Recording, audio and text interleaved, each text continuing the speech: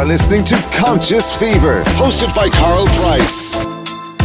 Either way, I don't give a damn what you think you are entitled to. Ladies and gentlemen, the moment you've been waiting for. So listen responsibly. It's the best of the best.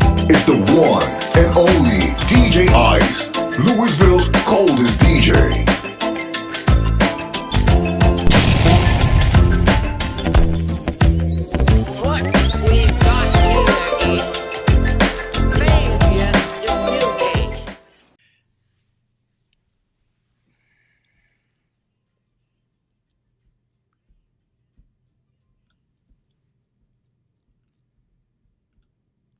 Hey, good evening. Welcome to Conscious Fever here on ICE Entertainment Television and Conscious Fever Radio. There's a lot of stuff here, y'all, that you can't make up. I'm going to tell y'all now. I am Carl Price. Welcome to the show. Of course, we're coming to you live from ICE Entertainment Television here in downtown Louisville, Kentucky.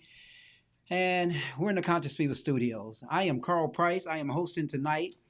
We're going to talk about something that everybody's been talking about, but what we do is we listen to what everybody say, then we come back and we just start talking about it.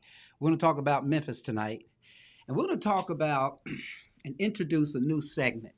Some people may be offended by this segment, but I'm going to tell you what it is. That segment is should have been aborted. What people in our society should have been aborted? And we've got three people tonight, actually one group, two other individuals who should have been aborted. So come along for the ride. I'm Carl Price. This is Conscious Fever. Hey, listen, before I get started, and by the way, tonight my host is Paul Mullins is joining me tonight. You'll see him here in just a few minutes. But listen, I want to show you all a video. And this video is, let me just do this first. See who's watching. I don't know who's watching, but anyway, maybe I can. Somebody's watching. But listen, I want to show y'all a video tonight. This broadcasting stuff is really crazy. I just want y'all to know what camera am I? I'm at that camera. It's really crazy. But anyway, I want to show y'all a video tonight, and I want to say this just as a parent. As a parent of early 20s, okay, college age son. Our kids grow up so fast, like literally so fast. And I'm going to show you all a video of a classmate of mine from my college days. But this is his son who attended Delaware State or attends Delaware State, and he's just doing fantastic. And it's amazing because, and first of all, he's Willie Aiken IV, okay? And he's a student at Delaware State University doing all kinds of great things. And I just remember just a few days ago, it seems like a few days ago, Willie was telling us that, hey, man, my son is going to an HBCU. He's going to Delaware State, and he's excited about it, yada, yada. And now just to see how he has excelled, and he's graduating. So time flies. So if you have children, love them to death, we need to do that. But anyway, I'm Carl Price. I want to say welcome to this week's show. I got Paul Mullins here with me here tonight. And Paul and I are going to talk about what we call the Memphis Five. Before we talk about those who should have been aborted, we're going to talk about the Memphis Five tonight. And the Memphis Five, as you know, is basically Tyree Nichols and the situation. You all have seen it. If we can cue up the video, we'll show you the video. I know you don't want to see it, and we probably won't show it to you because we probably won't get it queued up in time. But we're going to talk about that tonight. I'm going to invite your comments, if you're watching us on Conscious Fever Facebook page, comment. If you're watching on my personal page, comment. If you're watching us on YouTube, comment, and we'll show your comment, display your comments, and we'll talk about them. Because I know everybody has been exhausted, probably have exhausted themselves talking about this. But I would tell you it's just time for us to talk about it. So, but before we do that, I want to show y'all this video. Take a look at this video. This is Willie Aiken IV, and I love his success. So, again, instead of us starting out with a video of a black man being beat down by 5 other black men. We're going to start out with a video that's very, very positive of this young man that is going to HBCU in LA. Y'all know HBCUs are important. I know Paul tonight doesn't want to talk about HBCU. He thinks all of us HBCU graduates are stuck up, got our nose up our ass and all of that, and we think we're better than everybody else. It's not true. What he thinks is not true. But the reality is that we're all HBCU grads. We are, in fact, better than everybody else. So if y'all disagree with that, put them in the comments and we'll talk about it. But listen, here's Willie Aiken, and I want to show you this man because I'm so proud of this man. His family's originally from Louisville. He grew up in New Jersey, doing the damn thing. And after this video, we'll be back to talk about the Memphis 5. So stay with us. Check this video out.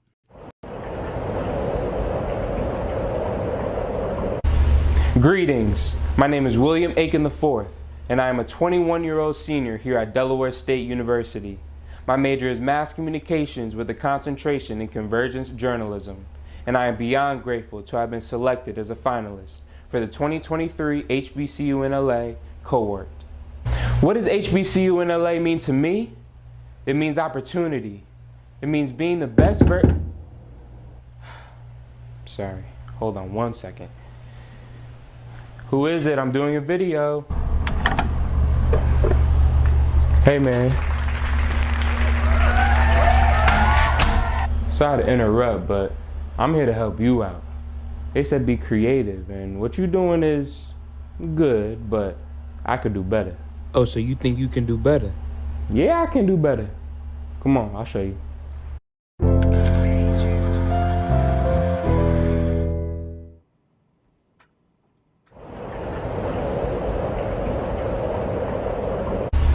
Greetings, my name is William Aiken IV, and I am a 21-year-old senior here at Delaware State University. My major is Mass Communications with a concentration in Convergence Journalism, and I am beyond grateful to have been selected as a finalist for the 2023 HBCU in LA cohort. What does HBCU in LA mean to me? It means opportunity. It means being the best Sorry, hold on one second. Who is it? I'm doing a video. Hey, man. Sorry to interrupt, but I'm here to help you out. They said be creative, and what you're doing is good, but I could do better. Oh, so you think you can do better? Yeah, I can do better. Come on, I'll show you.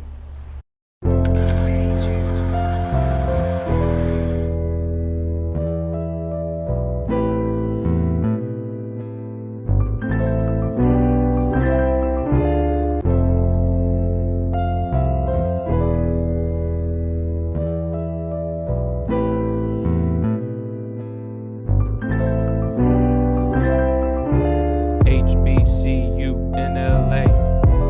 There are many things to say. What does it mean? This chance of a lifetime. My pathway being blessed by design. Was sitting around, minding my business. Then came an email. I'm like, what is this? A word pops up. Congratulations. Is it time for big celebrations? Of course, enjoy the moment. It's a big step. But how did I get here? What was my prep? Had a few internships, so many things I learned. I was a student editor and a radio intern to an assistant station manager. Who would have known? From freshman year to now, where's the time gone? Confidence is key. I want to be a star working in this program. I know I can get far. I want the opportunity, the unity, community. I want the credibility of all my abilities. The entertainment industry, journalism, the arts, a lot of avenues to take. Where do I depart? I'm a creative mind, a writer, a speaker. Don't want to waste no time. For this chance, I am eager. I want to learn new things and apply my skills. I want to build my network and explore my field. This program will provide new insight. I just got to step out my comfort zone. I see success in my direction, and it's in sight. I just got to embrace the unknown. I'm ready to show everyone my positive mentality, ready to work and turn my dreams into reality. I'm ready to work and turn my dreams into reality.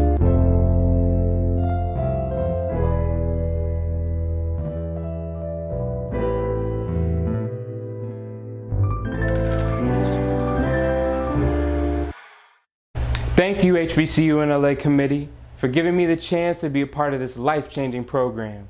I am ready and I am hungry to learn more. Let's get to work. I'll see you all soon. And we are back with more Conscious Fever, hosted by Carl Price Esquire. I like that, and hosted by Carl Price Esquire. Hey, this is Conscious Fever here on Ice Entertainment Television, Conscious Fever Radio. I am Carl Price, your host. Joining me tonight is Paul Mullins. And again, welcome to the show. And tonight we are, what'd you say? Thanks. He said thanks. And make sure your microphone is on. This is Paul Mullins, attorney extraordinaire, here on Ice Entertainment Television, Conscious Fever Radio. What do you think, Paul? We got some stuff to talk about tonight. Yeah, so the topic of the show tonight is about the tragedy that happened in Memphis. The 5 officers. Do you have the pictures of them up there? So we can all see? I mean, but you keep talking. I'm gonna do some stuff here, but then I'll show you the pictures. So we have 5 police officers. Obviously, everyone knows this story. This happened back on January 7th. They brutally assaulted a young man. I think he was 29 years old. I'm not sure of his exact age. But you can hear the man once again, just like George Floyd, screaming out for his mom as he's being beaten. I think that's something that people naturally and instinctively do is they yell out for their loved ones when they know that they're losing their lives. And so you have this young man out there screaming, in pain. I know that at one part they say he took off running from the police, but I think he took off running because he thought he was going to get killed. So it's a natural reaction. Of course, the police would say you're resisting arrest, but when you're getting the hell beat out of you and you think your life is in danger, I think resisting arrest is out the window. So he takes off running. He's actually near his home when he gets beat down like this. And at the end of the day, the EMTs come. They don't give him much assistance on the scene. They take him to the hospital. Everybody knows this story. He goes to the hospital. He dies 3 days later, but his mom says, she would know better than all of us. She said our son was dead in that hospital when she first saw him, that he was only on ventilator and life support as a pretext to say that they were trying to keep him alive or that he was still living to give them cover, that he actually died on the 7th. They pronounced him officially dead on the 10th. This is a terrible circumstance, but guess what we don't have, Carl, in this instance? We don't get to pull the race card. This has never been about race in this case. And I said it before, not that the racial element isn't present, but I think we had a show on here before when we talked about George Floyd. My argument has always been and will always be, we train police officers like they're military combatants. And if you train them like military combatants, you shouldn't expect any less. We've got to have police officers interact with the community rather than, I guess, police or military police the community. It's terrible. Right. Hey, y'all give us a thumbs up if the sound is okay. I'm not sure if my system is being honest with me about the sound. I don't know if y'all can hear Paul. But, yeah, so, we're talking about this ideal of policing in America again. And you over there touching things. I'm trying to make the volume go up. I think your volume is pretty good. Somebody's going to tell us if I don't see my green line moving, though. Yeah, your green line's moving. Say Okay. something. Yeah, it's moving. We're gonna get you really high. That way. You got some marijuana for me? Is that what you're saying? No, it says sound. Yeah, y'all heard that? You're gonna get me really high. Okay, somebody just texted me and said sound is cool. Thank you. But listen, but here's the thing. Let's talk about policing in America, and because I don't know what this means, and you and I have talked about this, Paul, and let me just so everybody can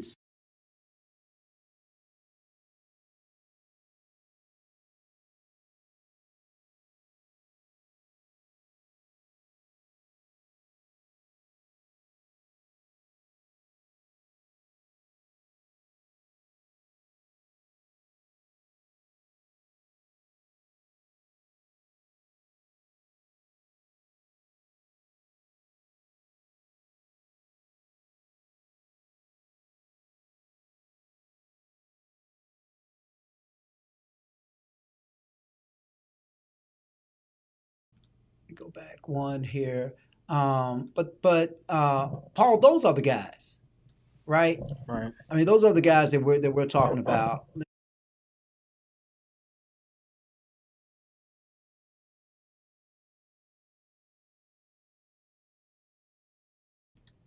Okay, so these are the guys. These are these are what we're referring to as the Memphis Five. We just gave them a name. I mean, at the end of the day, this is the most horrible vision you want to see because all these guys are black. That's right. And it's beyond that, because if you dig deeper into the story, the EMTs who responded were black. So you got 7 black individuals. So it's not a race issue. And as far as the rest of the story, we don't need to harp on the fact that they're black. It's just, there's not a racial element here. There's something else missing. I think one of them, there's 3 MTs. One of them was white, but 2 of them were black. So you got 7 out of the 8 people who responded on the scene were black, and it's no one could recognize that this kid was beaten within an inch of his life. And then all of a sudden, he goes to the hospital, and what are they surprised that he's dead? And this is if you watch the video, and I did eventually get around to watching the video. As soon as the EMT got there, as soon as the kid was up against the car, slumping, he couldn't hold his body up. He was beaten up so bad. You know what the first thing the police officers did after that? Just guess at what they did after that. What's that? Were they justifying why they beat him? You're getting there. They were laughing. They were talking about how he resisted them. They were looking for drugs. They were surprised when they didn't find any. So you have a police officer crew that knows that they beat the hell out of someone, and instantly after other people arrive to witness what they've done, they got to start looking for stuff. We have to justify this beating by looking for the drugs after the fact. We didn't find the drugs. We didn't find guns. We didn't find he was dangerous before we beat his ass. We beat his ass, and now we got to look around and say, okay, let's justify this. Right. If you don't, and I had a court case, Carl, and if you don't have video when you go into a courtroom against officers, a lot of times juries, judges, prosecutors, what do? Give them the benefit of the doubt. Right. Well, for a long time in court, we're lawyers. For a long time in court, there was this saying that the police officers, and this is from the judiciary, police officers are officers of the court. So if it came down to believing a criminal defendant who has something to lose, or the police officer, most of the judges err on the side of the police officer, right? And definitely if you were charged with drugs and guns and money, right? And, you had no chance of, you or your lawyer had no chance of convincing the court that the police officer had done anything wrong. Remember the cases, all the cases that we used to see where your criminal defendant would say, I had $5,000, but they turned in $500. They turned in $500. Where's my money? And then you're lying. No, nobody's going to believe you had $5,000. Right. And when the defendant tries to challenge that, there's no evidence. There's no evidence. There's no evidence that he actually had $5,000, and that was a big problem. So my question to you is, what do you think the judiciary is thinking now? Do you think the judiciary is still taking the position that, well, we're going to err on the side of the police officers? It's natural for people to do that, because even black people, even when you're growing up, there are certain things you are taught or certain things that you believe. So when you see a police officer, you're expected to think that they're in a position of trust. And I'll give you an example of how I will say how police officers I tell people all the time, police officers at the end of the day, just like lawyers, just like doctors, just like any other person who is in a profession or a job, they are regular human beings first. And as regular human beings, we're all capable of fallacies. So a lot of times you have a conversation with people about teachers nowadays. What is the common misconception or statement about teachers? They're not as good as they used to be, right? A lot of people walk around saying, hey, teachers used to teach. Now they don't teach. They were a lot better back then. Why does it seem like we tend to look at certain professions and say that their quality of hire, their quality of recruitment is less as time goes on, But then others, such as doctors and police officers, no one ever talks about the level of recruitment and the level of people that they bring in to the police force, the character, the what it takes to be a police officer. If those standards get lower and lower, you will get police officers who have lower and lower standards. And then you couple that with, and I am talking, I'm just grandstanding. I don't know exactly what kind of training police get, but it appears that there is a lot of militarized training. Now, I've never been to a police training. Somebody who's an officer, please enlighten me, but it appears to be a lot of militarized training. So, I mean, the police officers brag about the ones I've run into. I'm not going to say all, but, they oftentimes brag about guns and types of training they have, which is all dealing with taking down the bad guy, physical violence. But there's more to policing than physical violence. Obviously, you have to deal with the community. You can't beat up all the bad guys and then expect bad guys to help you figure out who another criminal is, because people, when they see you as the enemy of the community, they're not going to assist you. And sometimes, as a police officer, you're going to need the assistance of the community to catch a true bad guy. But I don't know for the life of me why it took 5 guys to beat on one person for a resisting arrest charge. You've got to explain that to me. And you can't tell me he was a resisting arrest, because my eyes don't cheat me. Had he not had this video, you would have told me how dangerous he was, how aggressive he was, how your lives were at stake and how you were in danger. And you had to do this to subdue him.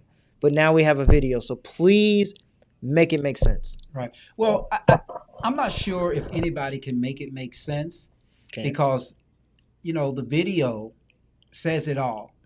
And, most of us who are Christians, what we will say is that there are people in this world that God looks out for. Mm-hmm. Because the reality is that if that video on the pole was never there, because our body camera video really doesn't tell the whole story. Right. So I think so the video on the pole in that neighborhood really is telling us the truth. And I think if we had to look at solutions here, Paul, in terms of advice, videotape everything. Videotape every encounter with the police. Well, I mean, but they had body cams on. They knew they must have known they had body cams. They had car cams. They knew. So it goes beyond them having video. Hell, I don't care if you videotape me. Just don't kill me.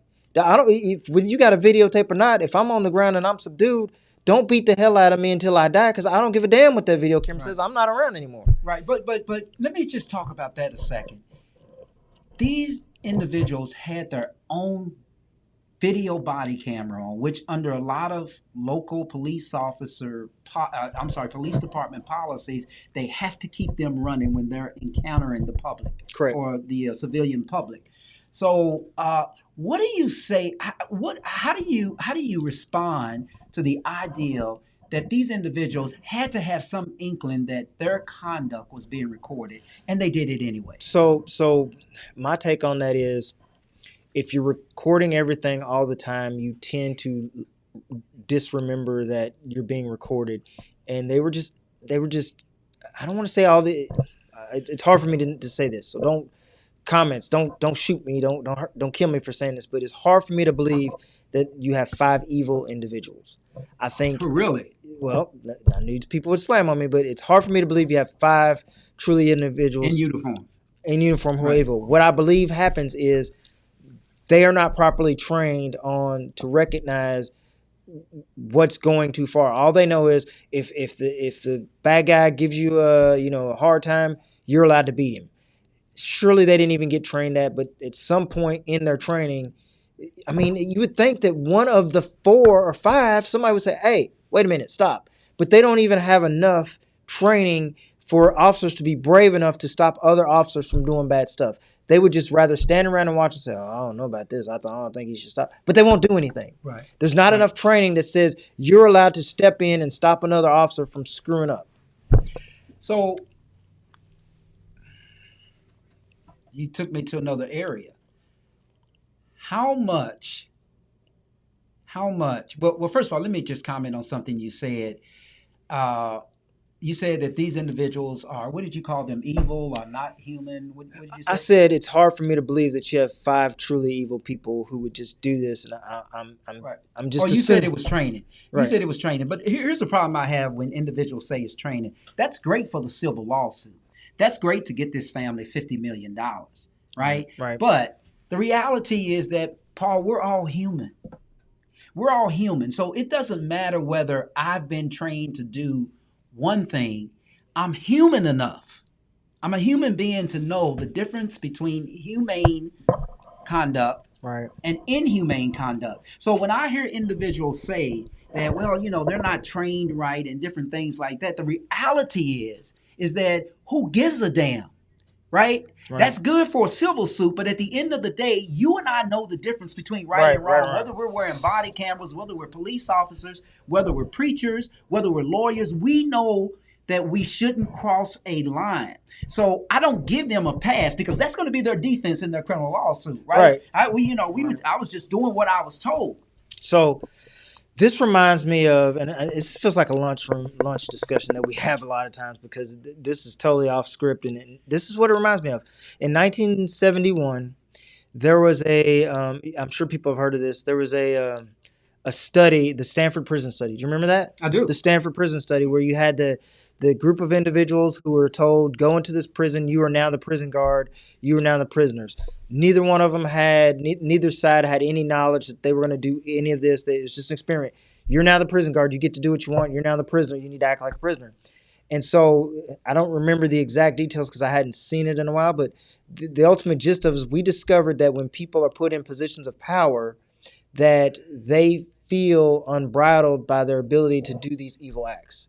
And so you put these police officers in power, they might be normally nice guys, but they're in a position of power and they feel it and they use it and they wield it. And I know it sounds like bullshit, but if you don't know about the 1971 Stanford experiment, whether you think it's credible or not, it's a very interesting read or, watch a YouTube of it. Very interesting how people, when you just stick a different hat on their heads, how their whole sense of entitlement, empowerment, or things that they wouldn't normally do, how they would do them.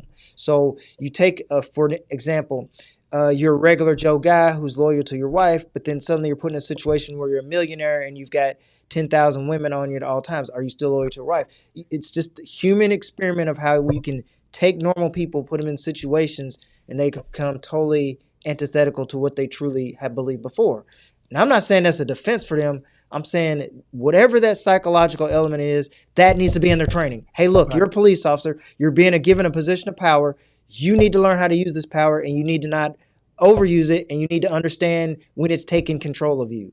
Because if you had that kind of training, you might say, hey, we don't need to beat this guy 10 times to make him do. He's already on the ground. He's already on his back, and he's calling out for his mama. Right. He's calling out for his mama. Why are we beating on him? Right, and we're going to talk about when Black men call out for their moms. But I got an interesting comment here. Let me see if it can fill the screen. And I know it's going to leave us, but they are the most disgusting group of majority Black officers. I won't even give them that.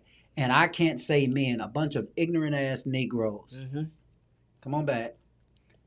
You bring that back. Ignorant-ass Negroes, a bunch of ignorant. They disgust me to the point I have no fitting names for them. This is one situation. They call themselves the Scorpions with gang mentality as though they had something to prove. Gang mentality. Yeah, gangs. So that goes to my initiation process is the only definition that I can say was justification.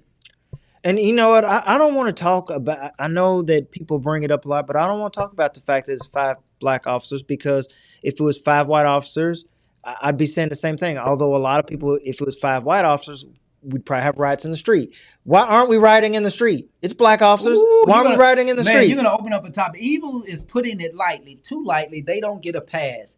This kid no one's giving them a pass. Have been hung. Right. So again, why aren't we rioting in the streets? We had Black Lives Matter. We had ACAB written all over the city of Louisville. Why aren't people rioting in the streets? It's Black officers. It's still the same problem. Well, that's a different topic now, Paul. So let's talk about that. So what do we, is this also an indictment on Black Lives Matter?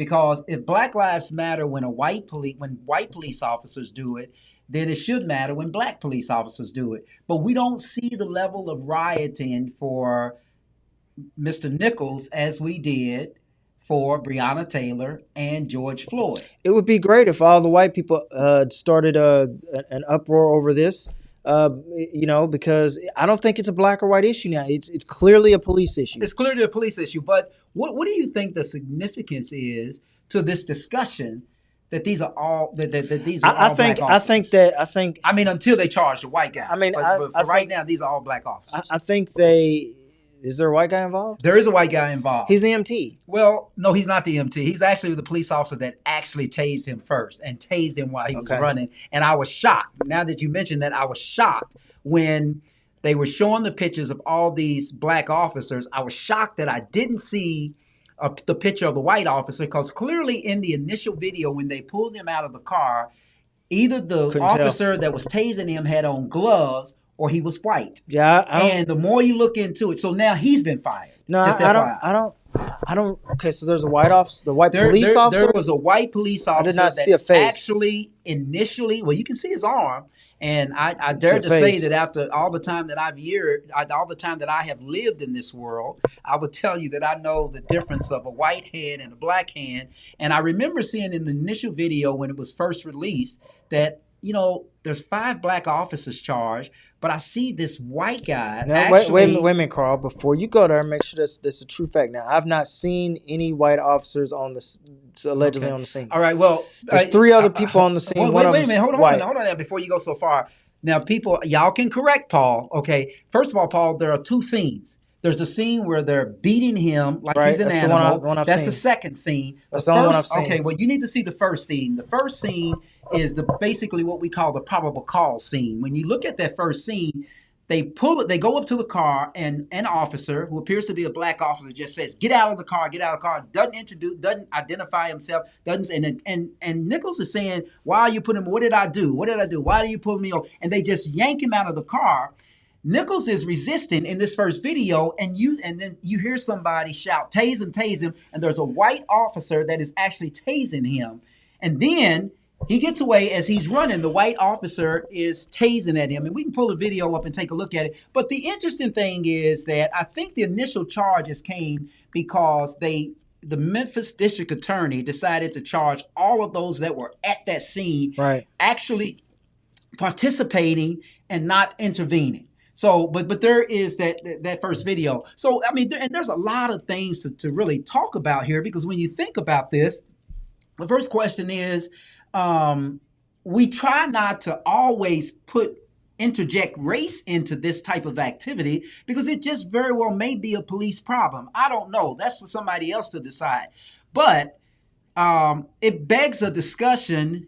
Why were there 5 black officers charged because of their involvement and conduct, and the white officer was not? Now, you are losing focus. You are losing focus. We are not going to turn this into why did they not charge the white officer? This is the officers. No, Paul, listen, I'm just summarizing what has taken place. I know you haven't seen that first video, but I would tell you that the individual officer who tased Nichols before he ran away and while he was running away was white. Now, the issue for the district attorney is the failure to intervene is a criminal charge down there as a public servant, and the other charge is actually participating because the barnacle was an illegal stop and an illegal detention. Okay. So that's all I'm saying. I'm not saying it's black or white, because I think that's a whole discussion that we can have.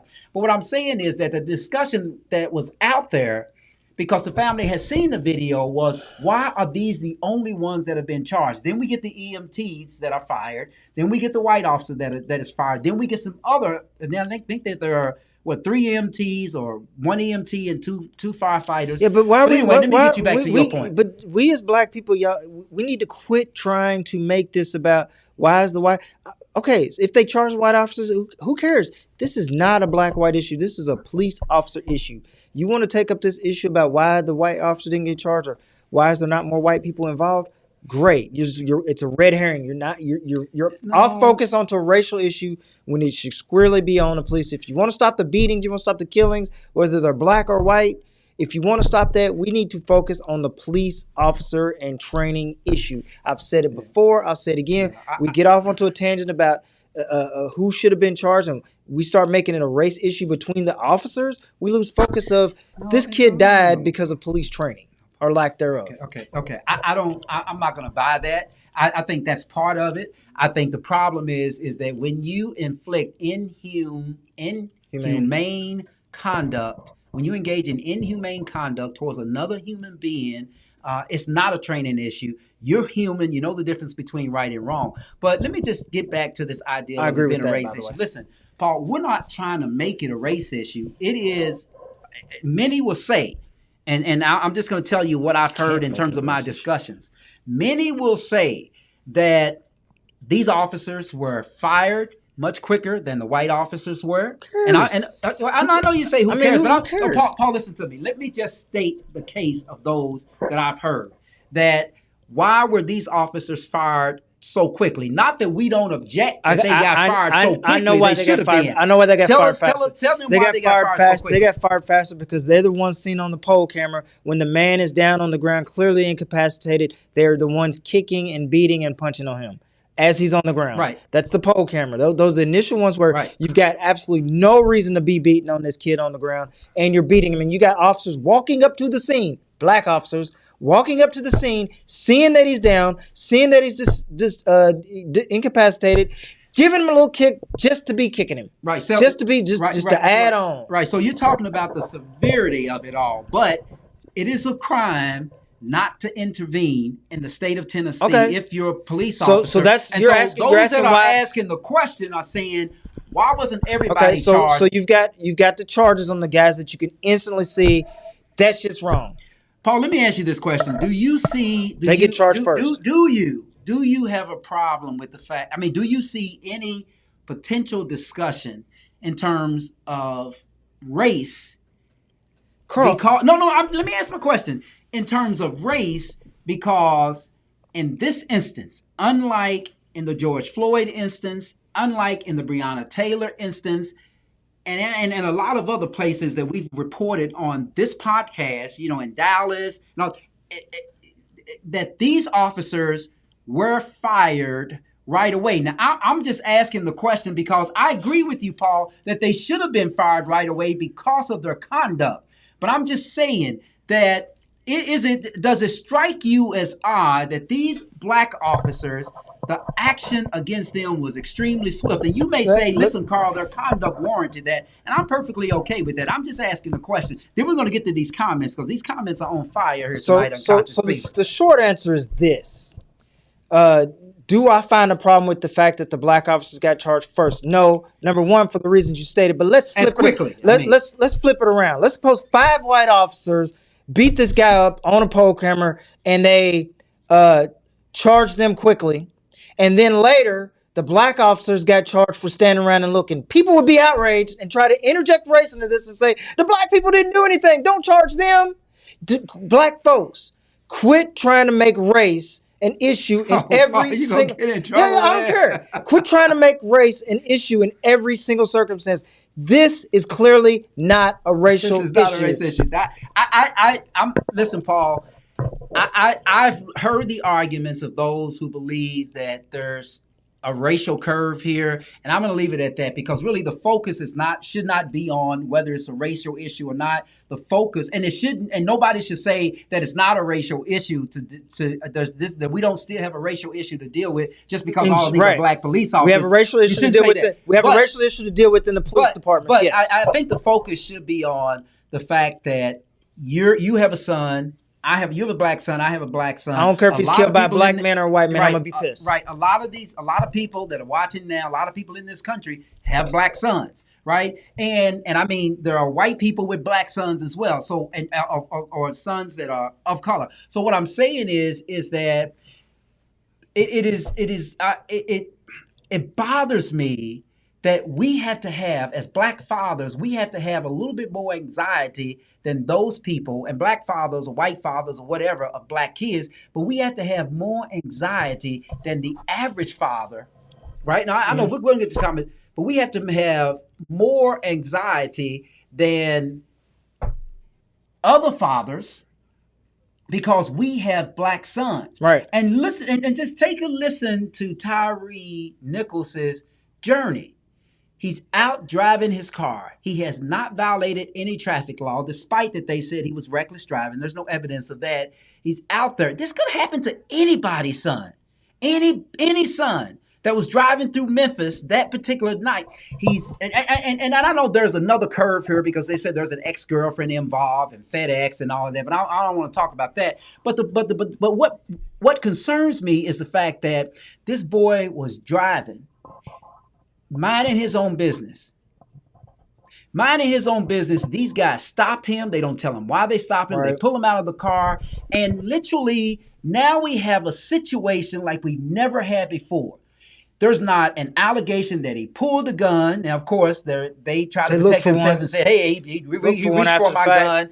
Video did not substantiate that. So my point to you is that does it bother you that this could happen to your son? Of course. It bothers me to have my son in it. And I can tell you if I'm not in the situation that these families are, but I don't think Tyree's mother cared whether her son was killed by a black or white officer. And people are saying, why are they bringing race? Because I watched the news and I watched a group of people come on air and try to say that they were surprised how quickly the black officers got charged and why no white officers got charged and the things you're saying. And to me, and you didn't think that was relevant.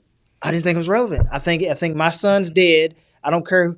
I don't care who didn't get charged. I just want the people charged. Number one, who killed him, and the people who didn't do anything. Fine. Right. I don't care if you're black or white. It could have been 25 black people. I don't want him dead at the hands of anybody.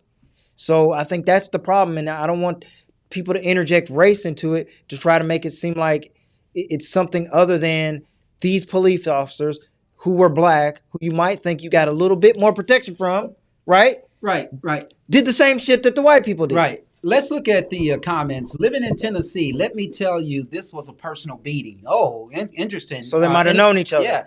Enlighten us. That makes sense. Greg. Well, there are reports out there that one of these officers actually took a picture of Tyree Nichols while after he had been beaten and sent it to some girl. That it was allegedly an ex of some sort. That makes sense. Okay. Here's a former law enforcement officer. Scorpions was the name of the police unit. It's an acronym for the unit, much like the former Viper unit. Yes. John Hagan, former law enforcement. Yes. And we know that. And that's another discussion as well. Are these units really just a danger for the city? For urban areas that they're trying to control the crime. Not that crime doesn't need to be controlled. Here's a comment from Cersei. I'm going to ask them to bring that back. It says, Greg has a point. They did riot, but it was not that many.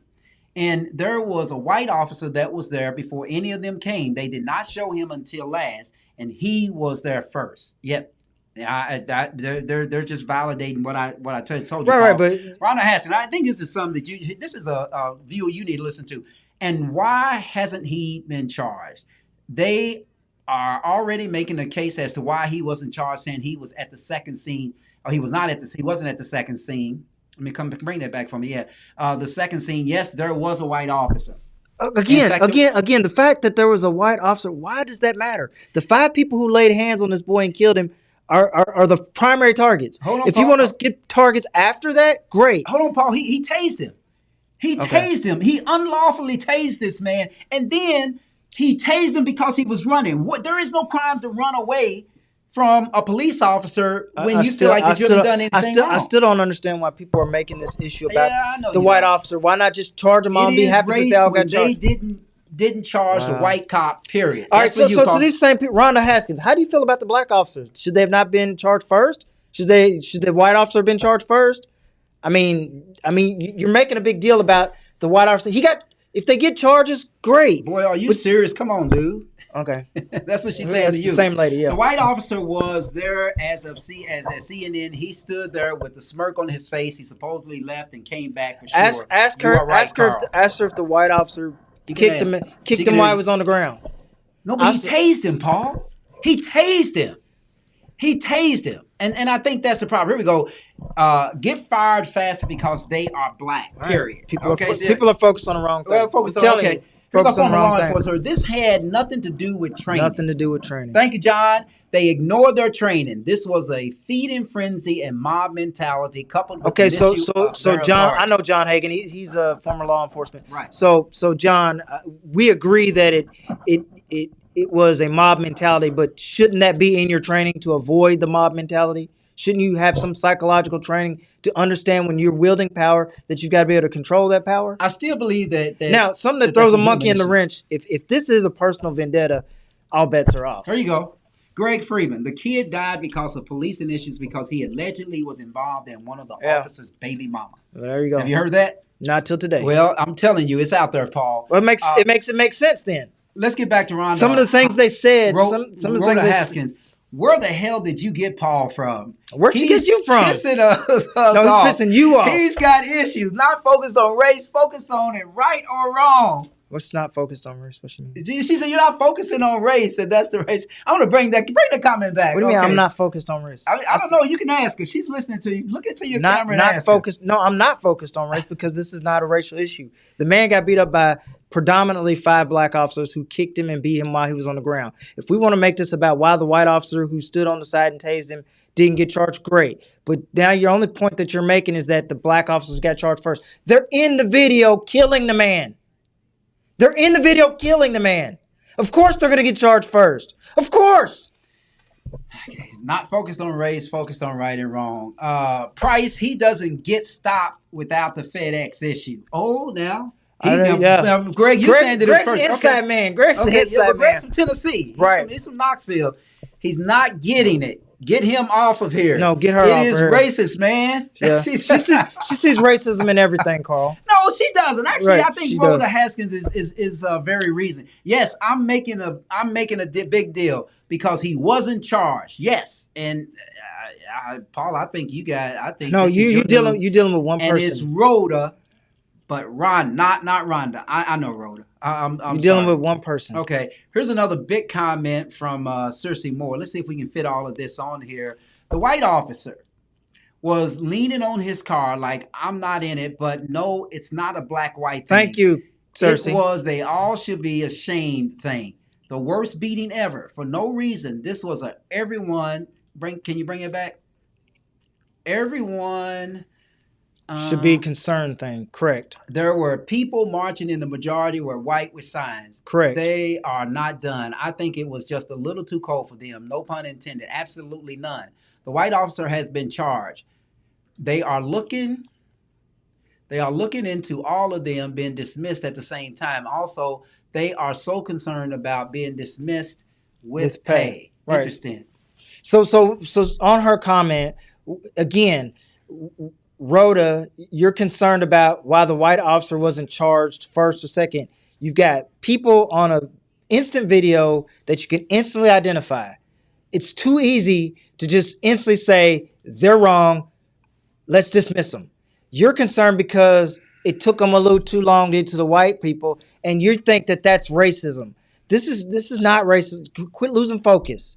It's you see 5 people, you know they're doing bad, black or white. They could have been 5 white officers. And again, I challenge you, if it was 5 white officers who beat that man, and then there's 3 black people standing on the sidelines, you'd be like, well, why didn't want to charge the black people? They wasn't doing nothing. They were just standing there. This is a race thing. This is a racial issue.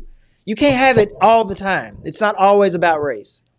This is, like she said, this is about people doing the wrong thing. Right. Comment Central. Paul, yes, it comes down to teaching that they can intervene. It also comes down to leadership in the department and promoting to the frontline cops that intervene and is actually protecting each other. Now, Paul, let me go back to that and just say that is an interesting comment because how much accountability do we send up to the chief of police who created this Scorpion? And there's nothing wrong with creating these Viper units and Scorpion because their intent is to try to combat violent crime in the inner city. Or in the city, period. But how much accountability goes up the chain to the police chief? Who, by the way, y'all, if y'all did not know, she was actually let go for a controversy as the chief of the police department in Atlanta. I don't know if y'all know that background, but there was some type of sex scandal going on with another police officers, another commanders, I believe, another sergeant's husband of an Atlanta police officer who was about to be charged with having sex with an underage girl. And somehow this chief, who is now the chief of Memphis police, was the chief or commanding officer in Atlanta. And in fact, she intervened in that and she got fired for that. And then Memphis hired her, kind of like what we did with Erica Shields, right? She runs away from the drama in Atlanta, comes here, and now she's gone after, 2 years? So in any case, so all I'm saying is this, is that my question to you, Paul, is that how much up the chain does the liability go and the responsibility? Should we be talking about firing the police chief, not because she created the unit, but because there was absolutely, as John Hagan said, there was absolutely no training. In fact, when you look at the video out there at the scene, they were laughing after over 45 minutes before a commanding officer even showed up. And when he showed up, he didn't do anything. And that was before they even took this man away in an ambulance. It almost feels like it almost feels like, and I don't know if I'm saying this right, but it almost feels like if officers feel like someone's either resisting arrest or giving them trouble, that they're justified in beating someone, whether it's a little bit or to a certain extent, they're justified in hurting someone. Maybe not killing, but hurting someone because their COs quote unquote understand it. That's why the CO comes out. He doesn't know. If he had known instantly the kid was dead, he might have had a different reaction. But when he came out and he see a kid beat up, he's like, okay, this is what happens. This is what happens. And so that's why you get the reaction of 45 minutes of inaction. Oh, Paul, hold on. I'm going to challenge you on that. I mean, I'm a CO.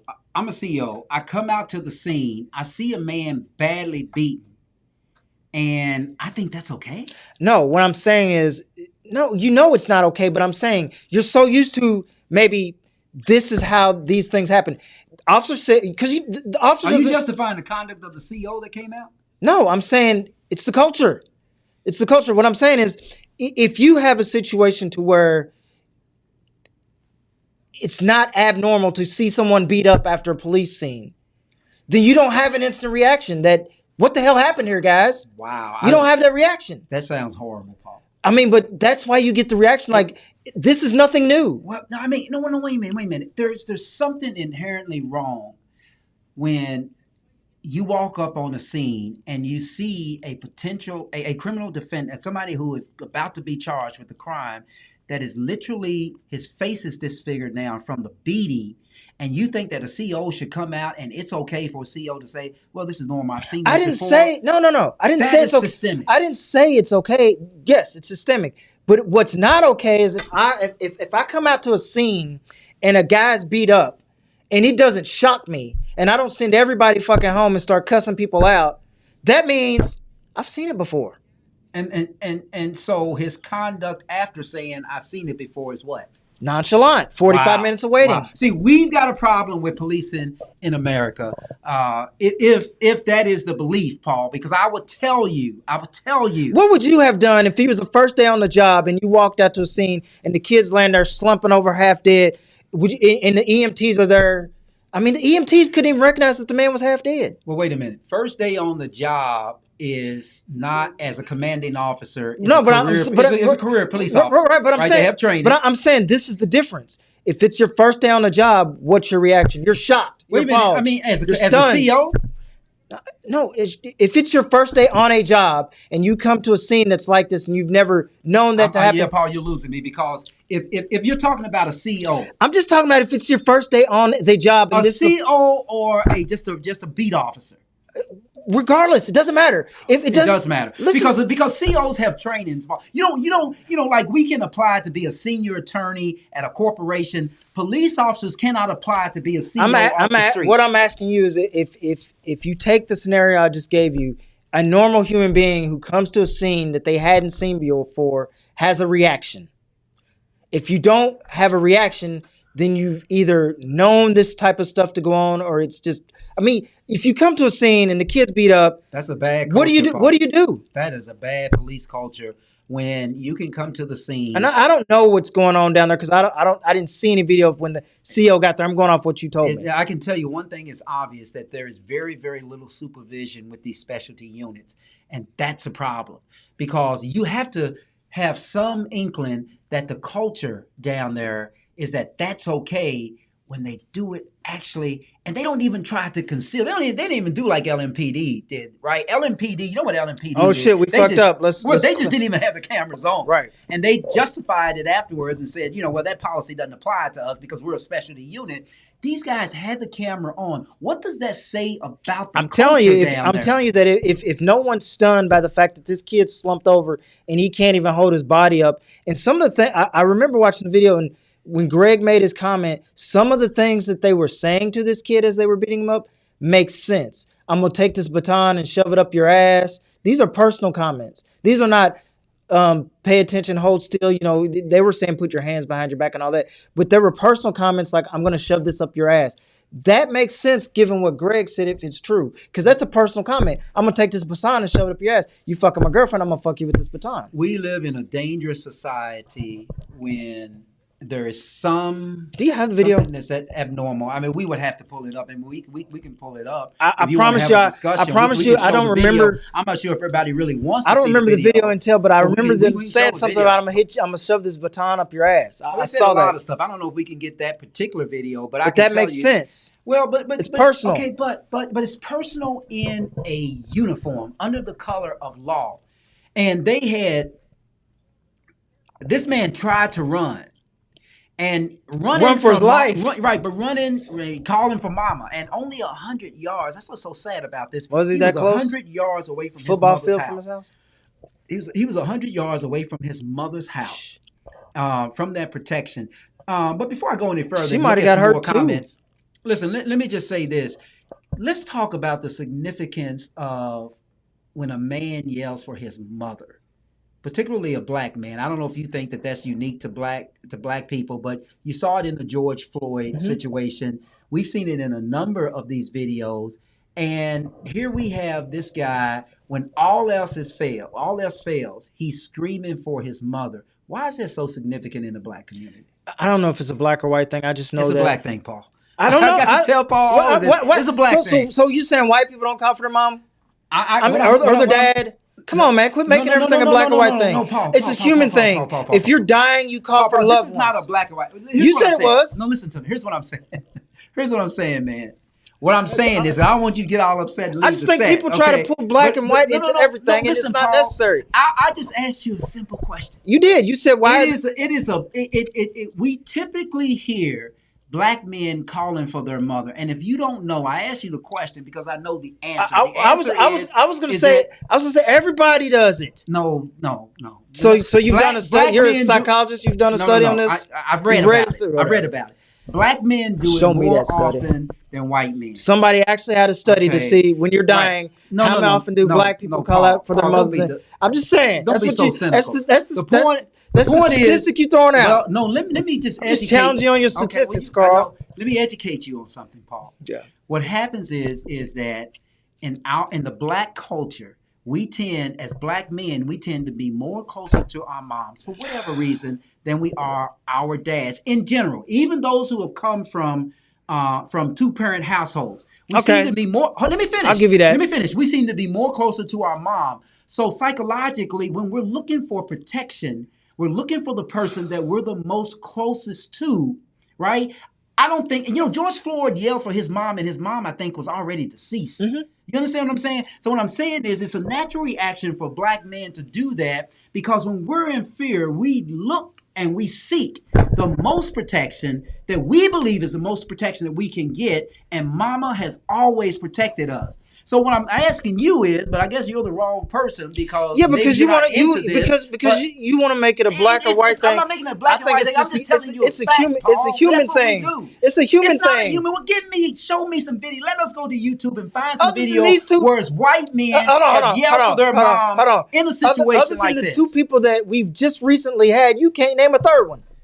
You can't. I can name a no. I can name a lot. The boy in Colorado. What was the boy? No. Boy in Colorado. What was the name of the guy that called? You tell me. Okay, the kid in Minnesota, Dante. What's his Dante? I don't know no Dante. When she thought she was tasing him and she shot him, guess what he did?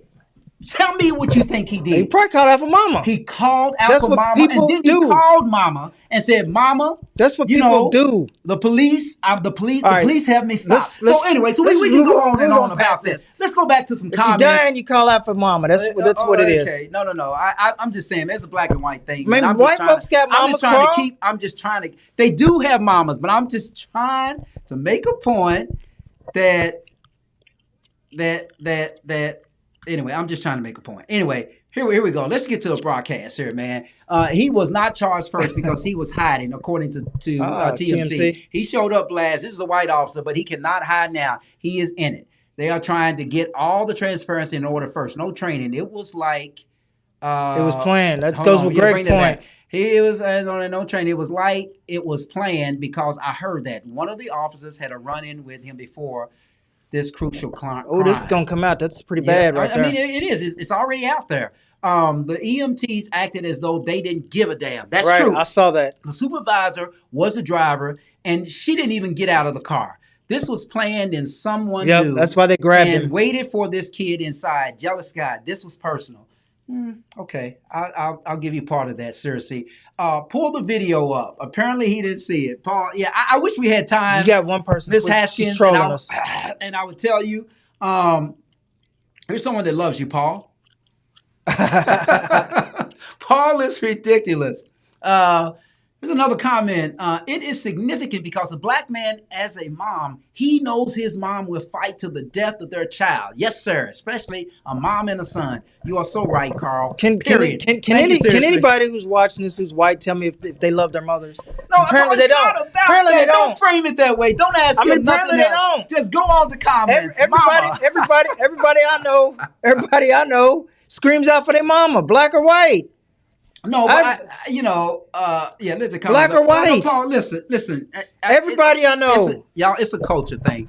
We're gonna work on Paul. You ain't got to work on me. That culture thing. No, I think we have to work on you, Paul, because but you're sitting there saying that white people don't call out for their mamas, and they do. I never said that. That's what you said. What I said is that there's not any proof when I've seen these videos of white men. Talk to some white people in your life. Not a whole lot of white men in the predicament that you find. John Hagen probably call out for his mama if he was dying. Listen, Paul.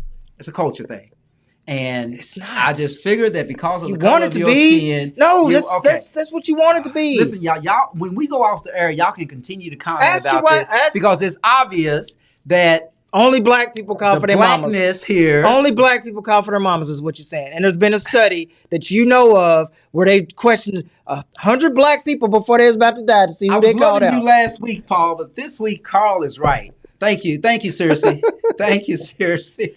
Y'all need to talk to some white people. Send Paul to an HBCU. See, here we go. I knew it was coming. Send Paul to an HBCU quickly. That's y'all get indoctrinated. You got it. Y'all are indoctrinated. Indoctrinated. Bye, Paul. Listen. Haskins, listen, indoctrinated. Let me tell you, Paul believes. I'm sorry, can you get that comment? Can you move that comment? Indoctrinated. Can you move that comment? Okay, I knew the HBCU was coming. You told him at the beginning. Listen. Just so y'all don't know, Paul thinks, I think I said this earlier in the show, Paul thinks that all of us who have graduated from HBCUs, so half the people in this audience are stuck up. We believe that we're better than everybody else. And the fact of the matter is that we probably are, but Paul believes that the HBCU people are people that he generally don't want to be around. So Haskins, we will think about sending him to an HBCU just for a day. I already got my degrees. I know you got your degree from a PWI, but I'm just saying we will send Paul just for 1 week. No, 1 day. I don't think he can handle a week. 1 day to an HBCU, and we'll see how that turns out. Okay, I'm not sure if I would agree with you. Send to HBCU. Send Paul. HBCU. Send Paul to an HBCU. No. I don't know if this is fair or true. I'm I'm sitting here right next to him, and he's actually black. Yeah, my skin's dark. Alkeisha, he's actually black, so I'll give you that. Heck, I didn't graduate from an HBCU or to the black community. What does that mean? Or to the black community. Yeah. So anyway, listen. There's another part of this show that we want to get to, but we'll continue to take your comments here. One of the things that I want to talk about now is let's talk about the other part of this thing, Paul. Let's talk about those. There's another segment of our show, right? In this show, we are starting the segment of who should have been aborted, right? And this is not a funny thing. We have picked out some individuals in our society that when you look back on their lives, and this may be hard for some to take, but when you look back on their lives, look back on how they performed and who they've been, who they've represented themselves to be, we just wonder and we think that person should have been aborted. And we would have avoided all of this. So in terms of who should have been aborted. Start with the easy ones. Let's start with the very easy ones, right? Who should have been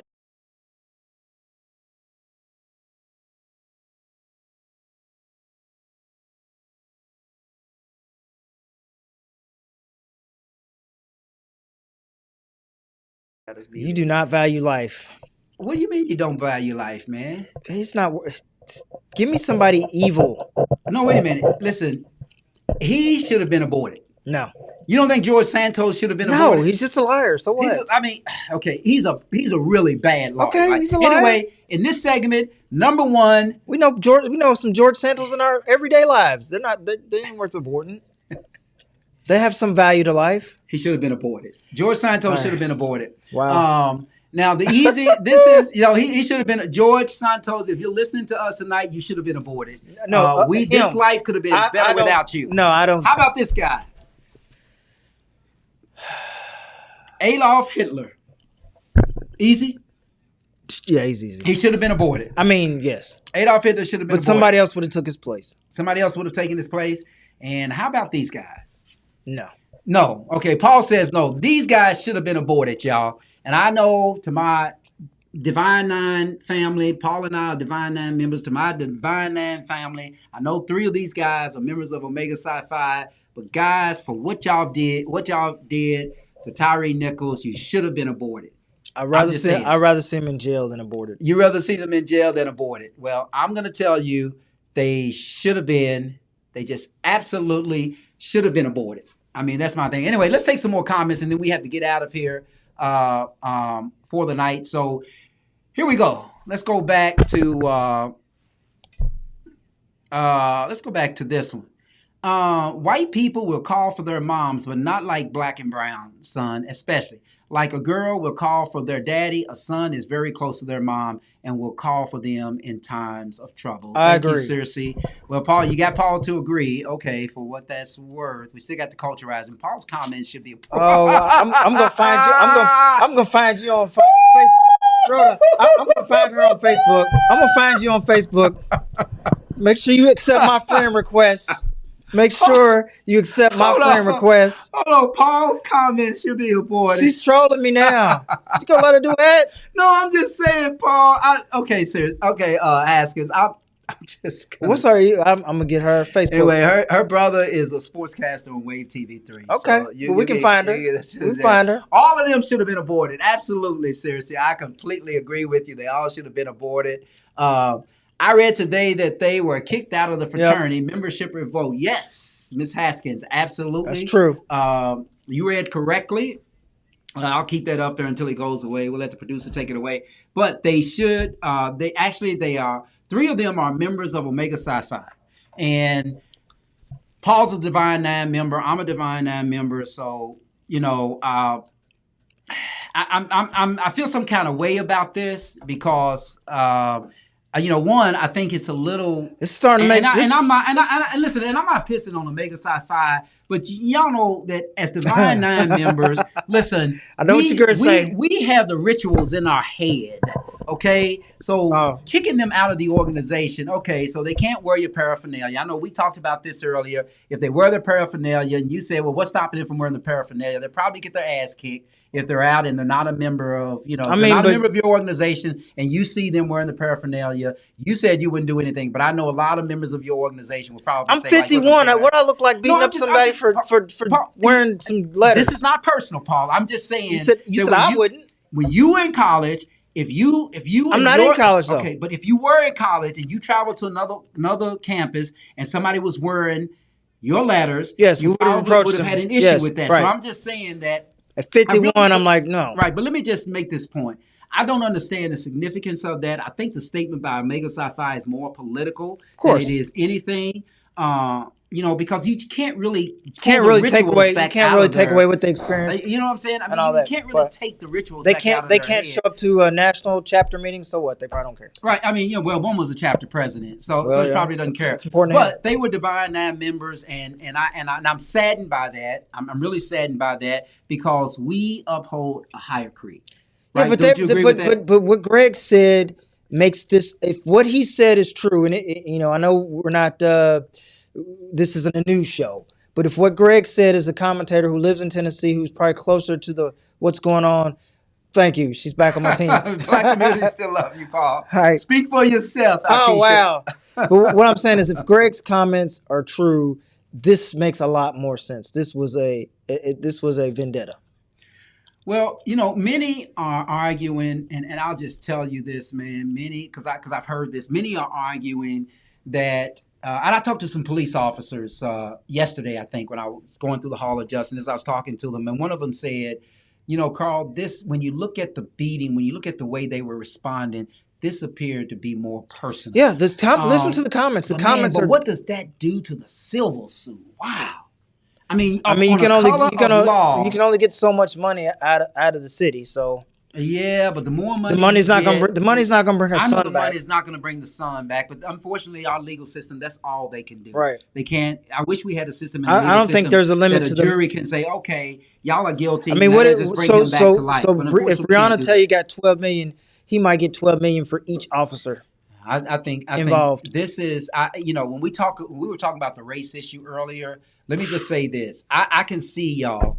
I'm just going to go out on a limb and say this. I can see some justification why the action was more swift, even though, and they just happen to be black, because this. Oh, was so really now you brutal. support me? No, I'm not supporting now you. I'm not so crazy. I'm definitely not supporting. No. Wait, That's what I hold said on, Paul. earlier, and Well, I was this is what I crazy. go through I was every day nuts. with him for I lunch. was nuts. No, I listen. said the same thing No, earlier. Paul, listen. Let me finish what I'm saying, because I'm not agreeing with you at all. Sound like it. Apparently, we're from a different culture. I grew up in the hood. So listen. So here's the thing. The point is that this was so brutal that I think the swift action was justified.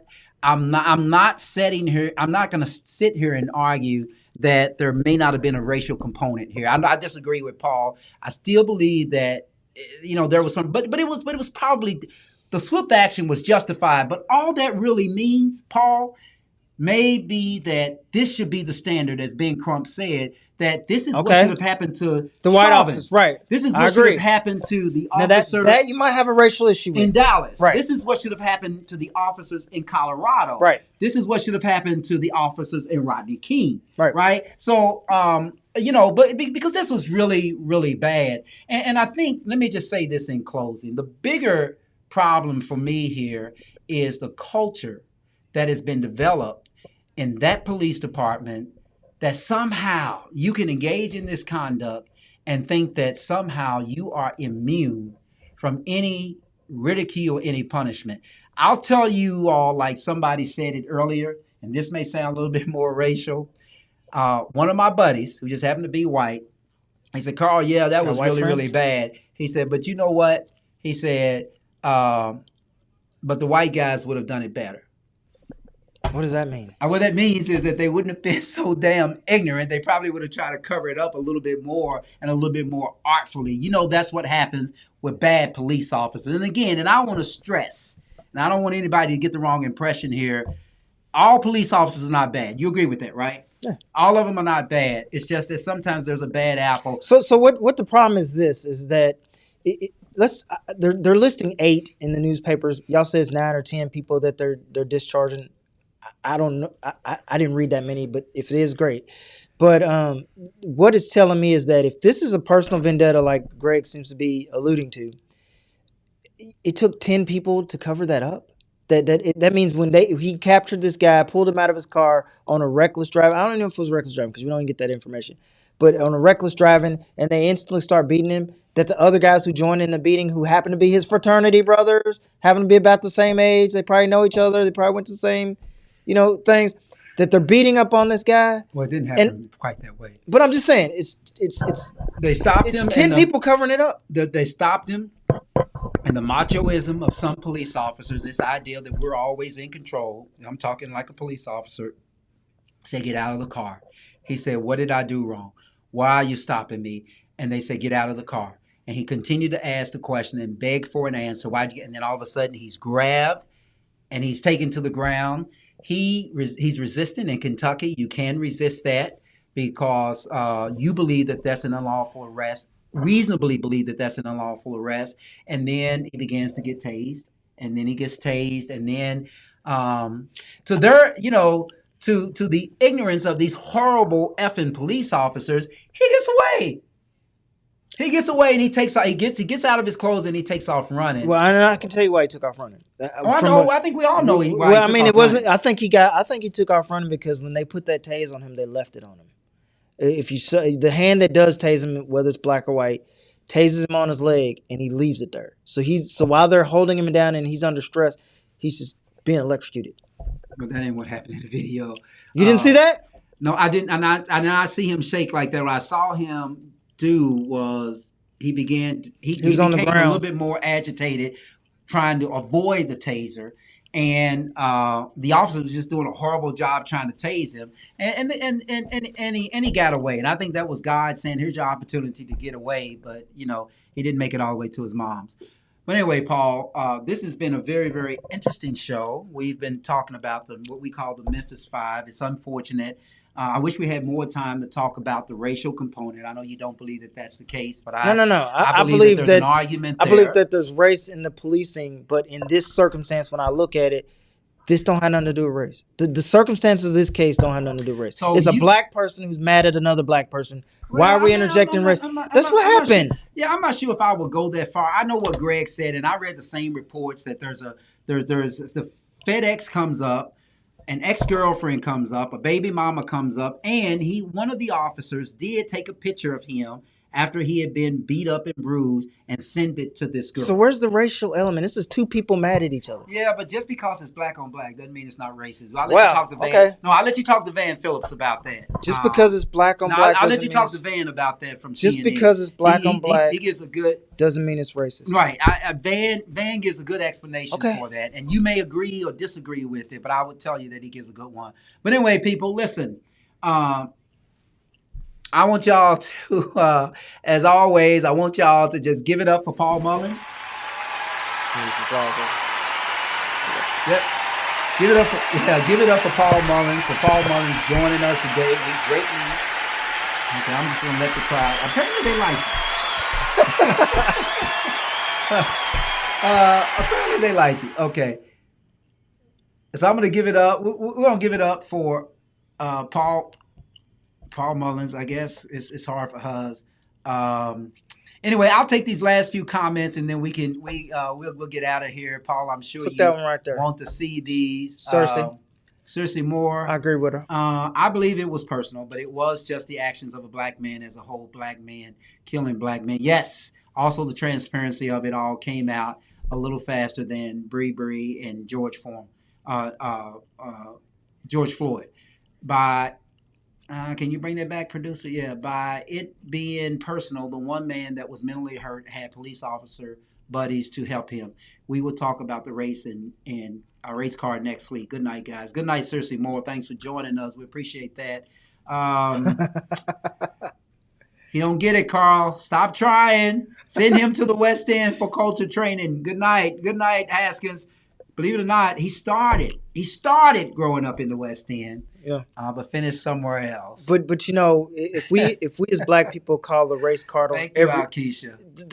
but seriously, Rhoda, if we as black people call the race card on every single issue, then the race card becomes less important.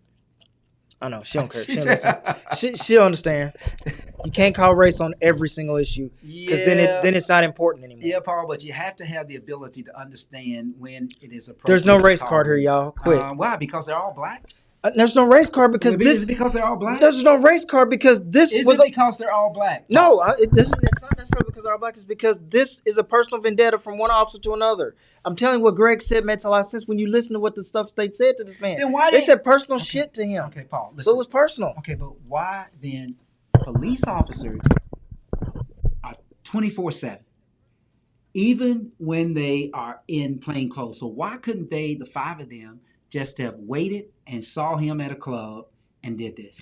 Again, my challenge to Rhoda is, are you telling me that if 5 white officers beat the hell out of this man and there were 3 black guys watching, you would play the race card and say, I know they got these 5 white men, but they should not be charging the black men because they didn't do anything. You flip it around, it'd be a totally different story. If the 3 black men were watching and 5 white guys were beating him up, you play the race card and said they should never charge the white guys watching because they didn't do anything. You can't play the race card every single time. It's not the race card. You don't get it. All right. Again, the white officer wasn't charged with murder. The black cops. So again, I ask, is there anybody that doesn't believe that if 5 white officers beat this kid up and there was 3 black officers watching and they charged the 3 black officers watching, that black people wouldn't be outraged and say they didn't do anything? Why are you charging black people? You always got to charge the black people. Don't do that. Don't make it more than what it is. And you know that would happen. You know that would happen. It's been a wonderful night, y'all. Don't make it more than what it is, people. Paul Mullins is the man of the hour for sure. Don't make it more than what it is. He's a Louisville attorney. He really believes in what he's saying tonight. Oh, I do. And we have to bring him back on when there's more evidence that is revealed, because other people are going to be charged down there. Yeah, they're going to be charged, but that's not what we're arguing over. We're not arguing over. I understand. We're arguing over how fast they were charged, which is silly. Well, but here's the other part of this. This black officers and white officers. Just drop it. Drop it. Just be happy anybody's charged. Let me finish. The other part of this is that the faces that were plastered all over the world were 5 black officers, when clearly there was a white officer using the taser even before the boy got beat. The white officer, if you show me a white officer that kicked him in the head, kicked him in the stomach, and did the bruises that actually killed him, I'd agree with you. But the taser did not kill the man. Paul, the kick to the ribs killed him. The kick to the head killed him. The loss of oxygen killed him. All the physical bruises killed him. Paul, it's a crime in Tennessee for a police officer to see another police officer violating but it's not murder. It's not murder. Hold on, violating policy. But it's a crime. It's a felony. But it's not murder. But it's a felony. So what I'm saying is that why are we differentiating because of the severity of the beating? And because saying murder. That the white officer should not because have been murder. Charged with failing to intervene. Because murder is the salacious charge that's going to hit the news. We don't want to know who was charged with the also ran charges. We want to know who was charged with the murder. You're not going to remember 27 names, but you'll remember the 5 names of the murderer. Okay.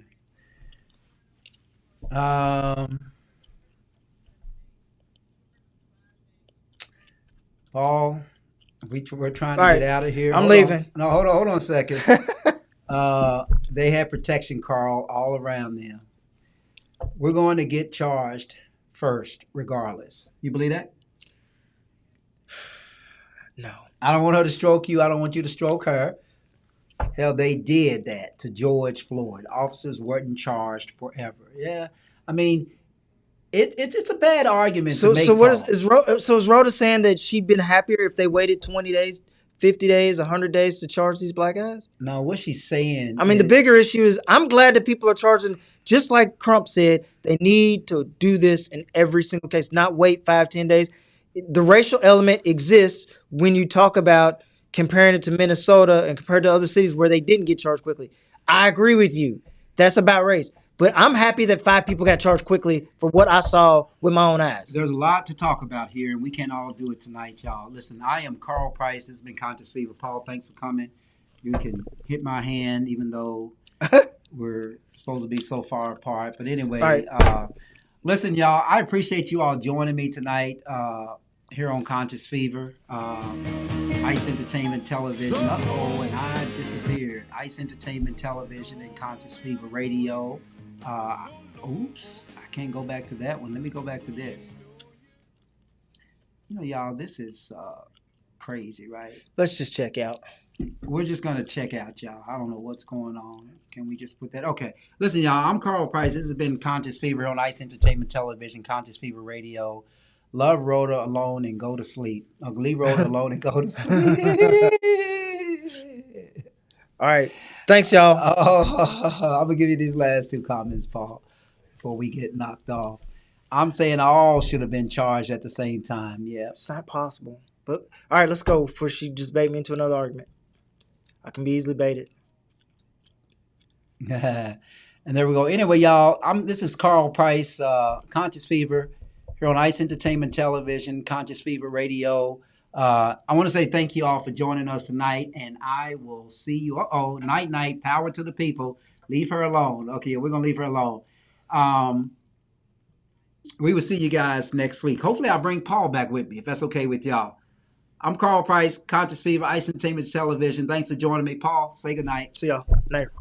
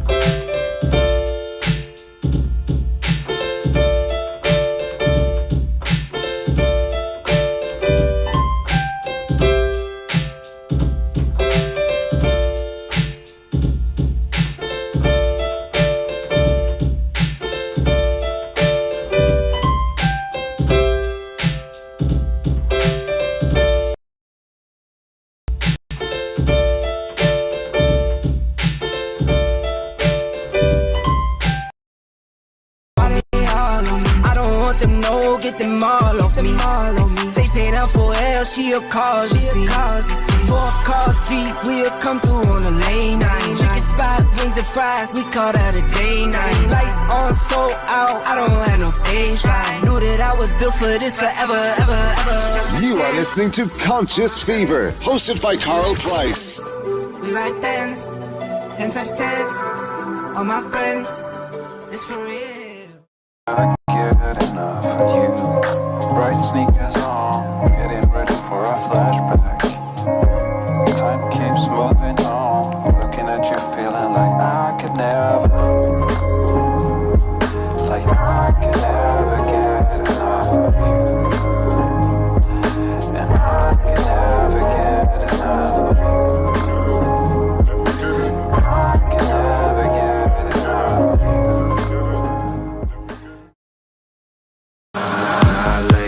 To sleep, I pray the Lord that I wake again. I wake again. I pray the Lord that I wake. Now I lay me down to sleep. I pray the Lord that I wake again. I wake again. I pray the Lord that I wake.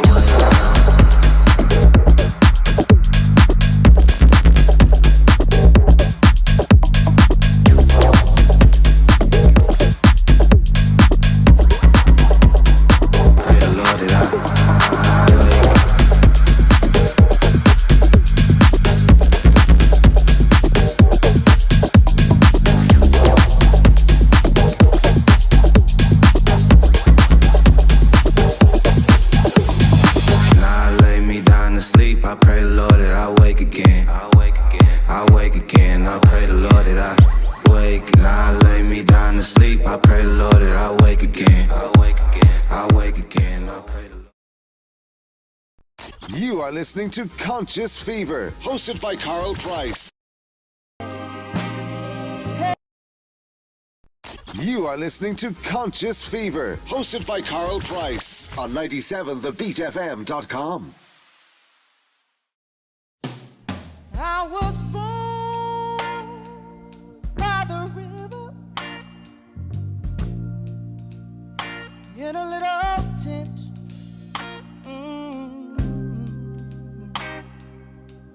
Like the river ever since. It's been a long, long time coming, but I know change gonna come. Oh, yes, it will. It's been too hard living, but I'm afraid to die. 'Cause I don't know what's up there beyond the sky. It's been a long time coming, but I know a change gonna come. Oh, yes, it is.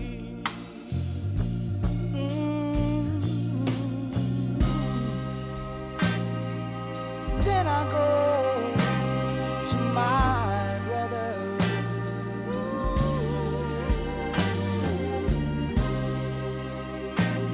And I say, brother, help me please.